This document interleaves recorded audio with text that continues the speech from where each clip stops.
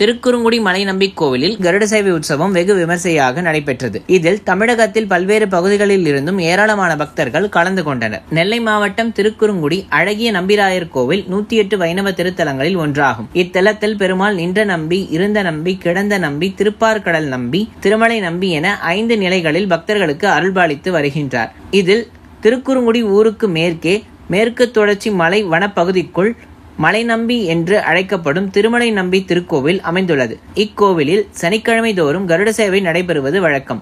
ஆனி மாதம் முதல் சனிக்கிழமை கருட சேவை உற்சவம் வெகு விமர்சையாக நடைபெற்றது. இதற்காக சுவாமிக்கு காலையில் ஒரு கோட்டை எண்ணெய் காப்பு உற்சவம் நடைபெற்றது. அதிகாலை முதலே பக்தர்கள் நம்பியாற்றில் புனித நீராடி நீண்ட வரிசையில் நின்று சுவாமி தரிசனம் செய்தனர். அதனைத் தொடர்ந்து மாலையில் மலைநம்பி சுவாமி கருட வாகனத்தில் எழுந்தருளி பக்தர்களுக்கு காட்சி கொடுத்தார். கருட சேவை புறப்பாடு திருக்கோவிலை சுற்றி மலை மேல் வலம் வந்தது. இந்நிகழ்ச்சியில் சங்கிலி பூதர் சுவாமிக்கு சங்கிலியால் அடித்து நேர்த்திக்கடன் செலுத்தினர். இதனை காண தமிழகத்தில் பல்வேறு பகுதிகளில் இருந்து ஏராளமான பக்தர்கள் கலந்து கொண்டு தரிசனம் செய்தனர். திருக்குறுங்குடி பேரருளாளர் ராமானுஜ ஜீய சுவாமிகள் எழுந்தருளி மங்களாசாசனம் செய்திருந்தார்.